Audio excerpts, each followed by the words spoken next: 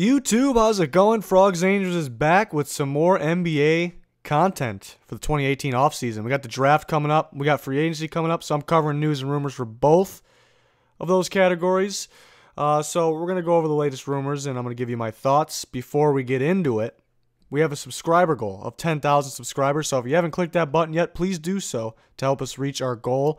If you already subscribed, welcome back. Thanks for joining us. But let's start it off with some draft news, mainly talking about free agency news here, because that's the more intriguing stuff. A lot of people have been talking about that lately, even though the draft's only a week away. But Michael Porter Jr. been linked to the Bulls for quite a while now, and then also now linked to the Kings. Reports saying the Kings are very interested in taking him at number 2 overall. Am I buying that? I'm buying that they could be interested in him. I don't think they're going to take him at 2. You know, there's teams out there that are high on him because of his high school career, obviously. They don't really take the college career into effect. Obviously, he only played about 2.5 games. So maybe they'll only evaluate him off the high school games. So I believe that they like him, but I think for the most part it's smoke, or it could be they may trade back and get him. The Bulls have been linked with him for a while now. I kind of just feel the Bulls are going to end up with them. They pick at 7. That might be too late. They may have to move up a little bit. They do have 2 first-round picks. The Bulls like to trade as of recent. So I just have a feeling he's going to end up on the Bulls. That's just my take. But the recent rumor is both these two teams, mainly the Kings is most recent, have been linked to Michael Porter Jr. He's having some hip problems. Thought he wasn't going to be able to participate in his second pro day. I thought that was interesting. I thought he would be okay. I thought he was just holding out because he kind of knew where he was going and liked where he was going. Maybe Chicago. Maybe they can help him slide. But now he's been cleared to play or participate for a second pro day. So I don't know what you make of that, but we'll see him participate. I think 7's the latest he goes, though. Even if the Bulls stay put, I think the 7th overall pick is the latest he goes. Probably will go earlier. We're going to see some trades. But on to some other rumors. Apparently Chandler Parsons is on the trading block. The Grizzlies add him on the block. He is owed $49.2 million for the next 2 seasons. $49.2 million. That's a lot of money. It's not just 1 year, but it's 2 years. But still, so the Grizzlies. I don't know if this is true. I've been hearing this from pretty trusted sources, pretty good sources, that they're willing to part with the number 4 pick to move that money. And the Mavericks are a team that could be interested in doing that because they have the cap room for this upcoming year. And that'll give them their second pick in the top 10. They would pick 4 as well as their current pick, which is 5. That'll be just wild. You got Dennis Smith last year, who I like a lot. If you can get like a Mo Bamba and a Michael Porter in there, that would be something else. But why I said it's hard to believe this is because would the Grizzlies really give up the 4th pick just to dump some money? The only thing I can think of is they have a plan to get someone or multiple players in free agency, and they're going to spend the money. Conley and Gasol have to stay healthy for free agency to plan to work out, which could happen.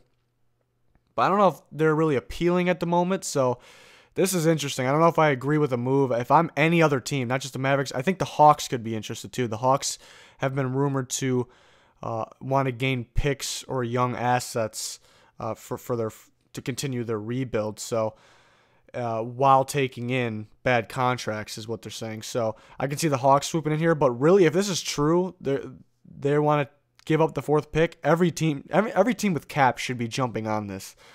I'm a Bulls fan, so I would want them to get on this, to get that 4th pick. But then we do have to pay Levine. We do have to. I mean, we're going to try to get some other guys in free agency, big names out there. So it is tough, but if you're a team with the cap and in the rebuild process still, to gain a number 4 overall pick is just wild. It's hard to believe that the Grizzlies will just make it that easy. I think they would want something in return.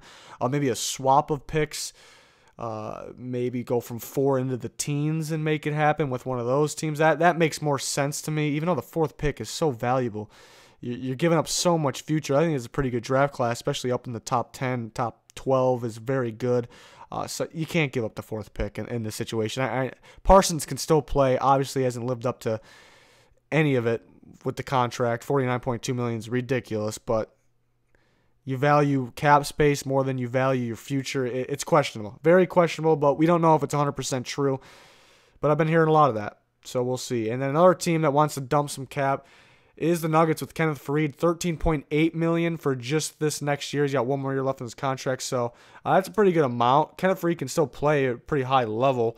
Not going to score a ton of points. I know it's more of an offensive league now, but the 14th pick is where they pick. Will they be willing to give that up to send him off?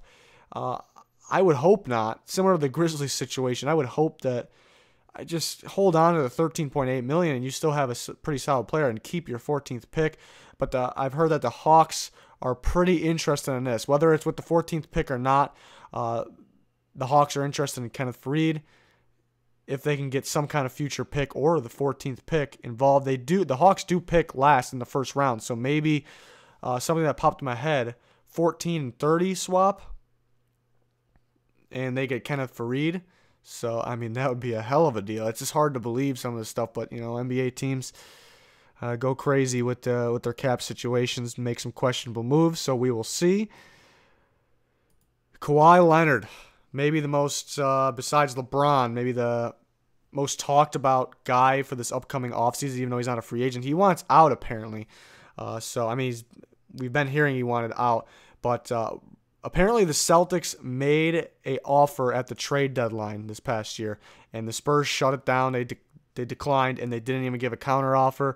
They said they do not want to trade him. They want him on their team. They're still saying that, but then how long is it gonna go for? Him saying he wants out, if that's true, and they're saying we're not getting rid of you. We'll see. But if he becomes available via trade, the Celtics again are interested. What would they trade though? That is the question.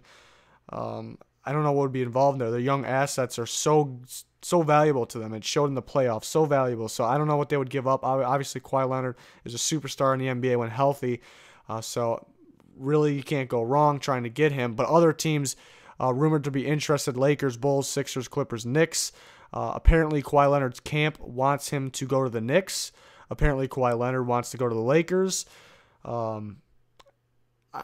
I don't know why everyone wants to go to Lakers, honestly. I don't think they can win now unless there's some master plan. I mean, there's Paul George has been linked, Kawhi Leonard's been linked, LeBron James has been linked.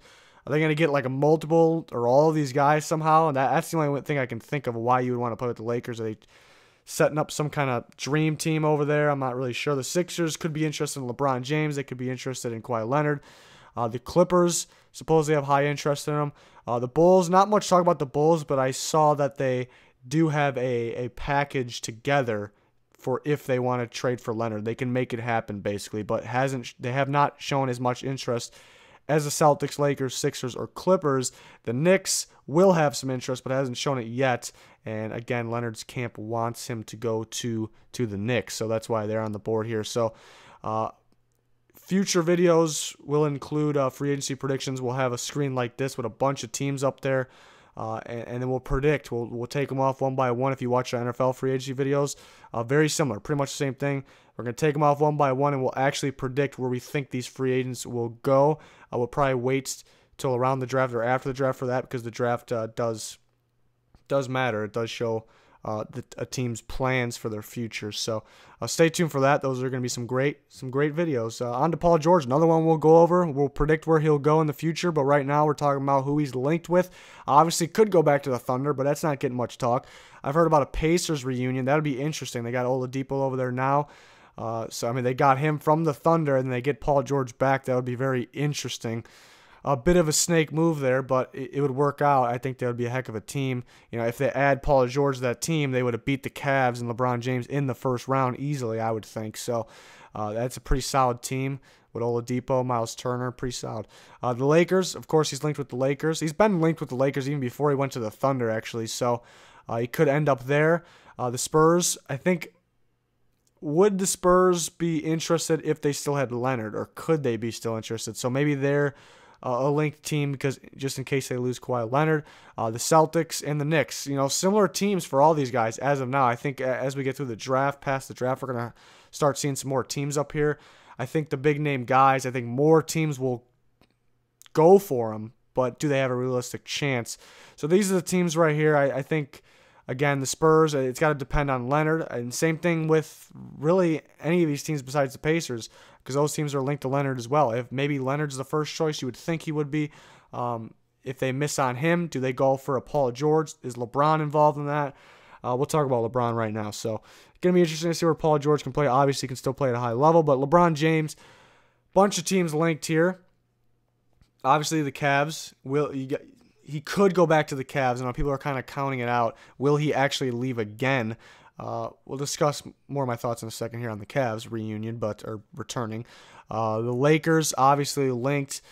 Possibility of him and Paul George playing together there. I've been hearing a lot of that. The Celtics, haven't really heard much about LeBron and the Celtics, but they are very interested in getting one of these other superstars, Kawhi Leonard. Maybe if they don't have to trade for Kawhi Leonard, it'd be a better option just to get a LeBron James or Paul George without trading assets.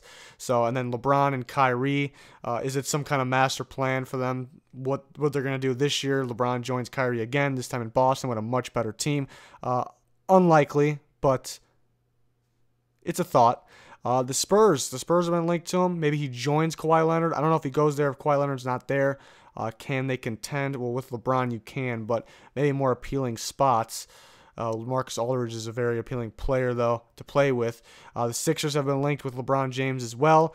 You know, a lot of people, the people that don't think he will go to the West, he wants to stay in the East and then match up with the Warriors in the finals. I think they're leaning towards he'll probably go to the Sixers or go back to the Cavs. So the Sixers are definitely a legit option. The Rockets have been named a lot. Chris Paul trying to recruit him, but Chris Paul's gonna be a free agent. And so is Clint Capella. They got to get their own guys back. Clint Capella is a must, in my opinion. A must get back. I know it's LeBron James we're talking about, but Clint Capella is so young and such a dominant player, and he can continue to get better. I think you need him for the long run, but we will see. But the Rockets obviously can still make it happen somehow, getting multiple of those guys back and LeBron James, and then they'll be a legit contender. They would have to match up with the Warriors in the Western Conference Finals, obviously. The Heat. People have been talking about a Heat reunion. I think it's unlikely, but he's been linked with the Heat a little bit. And the Knicks, not so much been linked with LeBron James, but a little bit. Knicks are pretty much interested in all these big-time players. I guess Porzingis is an appealing player to play alongside with, so you got to keep the Knicks in mind as well. There's teams that I'm surprised aren't talked about enough. The Pelicans, I think, just makes sense to me. Go play with Anthony Davis. They can get Rondo back for cheap. They don't really need Rondo back. They got Drew Holiday. They don't really need to get DeMarcus Cousins back then if they get LeBron James. They almost seem better without DeMarcus Cousins, even though I do think he's the best center in basketball or one of the best centers in basketball. But they almost seem better without him. Maybe it's just how they want to play. So LeBron to the Pelicans makes sense. They'd be so dominant. And then the Thunder. Why haven't the Thunder been mentioned? They're going to lose Paul George, Carmelo Anthony, so that frees some space. LeBron James, Russell Westbrook. It makes sense to me. Maybe not two players that will be that great alongside each other because they both got to have the ball in their hands, but they would be great. They would compete. So I'm surprised that has been. I don't think it's going to happen. I'm not saying right now, but I'm surprised that has been mentioned more. So we'll keep an eye on this LeBron James, where he could end up. Maybe there's more landing spots to come. But again, we're gonna have a free agency video. We're gonna be breaking down every single place he can go, and then finally predicting where he would go. So stay tuned for all those free agency videos. Oh yeah, the Cavs could trade him too. There's been a lot of talk they could trade him. I don't know what they would get in return. It would have to be a sign and trade, obviously. I don't know if I see that happen. There's been a lot of talk. I think it's more likely he hits free agency or he stays with the Cavs, and they're going to have to dump a lot of cap, though, but then they make some trades to get a Kawhi Leonard or make some trades to get rid of their unnecessary cap situation, really just get rid of the guys they're paying a lot or owed a lot of money, and then they sign some free agents. So you got to think deep down he wants to stay in Cleveland, but they got to put him in a winning situation. So I really think Cleveland's a legit option still. People are kind of taking him off the board here too early. So, and a couple more things. Puma has signed Marvin Bagley. It's a little interesting. Marvin Bagley, the third draft prospect. Last basketball player to sign with Puma was Vince Carter. So that's very interesting. I thought that was weird. That Vince Carter was the last one, and that how is Puma signing a current basketball player. That's just interesting. Not that super important, but I thought that was very interesting. And then finally, some T-Wolves, very recent T-Wolves news. Jimmy Butler and Andrew Wiggins, they look like they're getting along here in this picture, but Jimmy Butler, not a fan of Wiggins' work ethic and his defense. You know, Jimmy Butler's all about defense. I mean, he can score too, but he's originally a defensive player and then playing under Tom Thibodeau for so long, pretty much his whole career, being a defensive-minded coach. You know he wants to see that work ethic and that defense. Wiggins really not cutting it. Obviously a very good player. So that's just been some recent rumors. Is it nonsense? Do they not want to play with each other? I don't know if I'm taking it much as that. I think it's just Jimmy trying to light a fire underneath them. Wants to get him moving more, wants him to reach his potential. Defense needs to step it up. Really, the whole T-Wolves team's defense could step it up besides Jimmy Butler, to be honest, but we will see. Why can't LeBron James go to the T-Wolves? That's another interesting one. I guess they got too many. He's a very similar position to Jimmy Butler. Really, Andrew Wiggins could be a small forward as well, but so I guess it's hard. They can make it work though. Play Cat at center, LeBron at power forward, Jimmy at small forward, Wiggins shooting guard. And you gotta get your point guard in there. Will it be Teague? Rose played pretty good in the playoffs. That'd be a crazy team. So why not? That'd be interesting. But that'll do it for this video. Thanks for watching. Subscribe to the channel if you haven't already. Our goal is 10K subscribers. We got plenty more sports content to come. A lot of NBA action this next week, but we specialize in our NFL content, so we'll have some of that on the way too. So just stay tuned. We got you covered. Thanks for watching. Goodbye.